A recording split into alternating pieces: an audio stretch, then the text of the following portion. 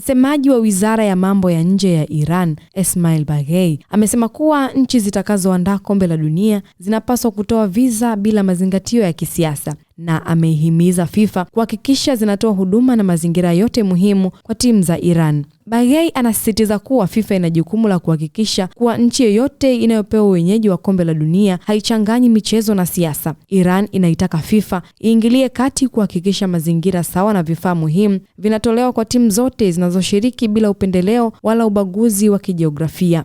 Tangu kuanza kwa maandalizi ya mwaka 2026, kumekuwa na mjadala mkubwa kama Marekani itaruhusu nchi ambazo hazina mahusiano mazuri kama Iran kuingia kirahisi. Baadhi ya balozi za nchi za Ulaya mjini Tehran ziliripotiwa kusitisha au kupunguza kwa kiasi kikubwa utoaji wa visa bila taarifa rasmi baada ya maandamano makubwa nchini Iran, zikieleza sababu za kiusalama. Iran ilisema vikwazo hivyo vinapingana na madai ya Ulaya kuhusu kuheshimu haki za binadamu na kudai kuwa ni mbinu ya kisiasa badala ya suala la usalama.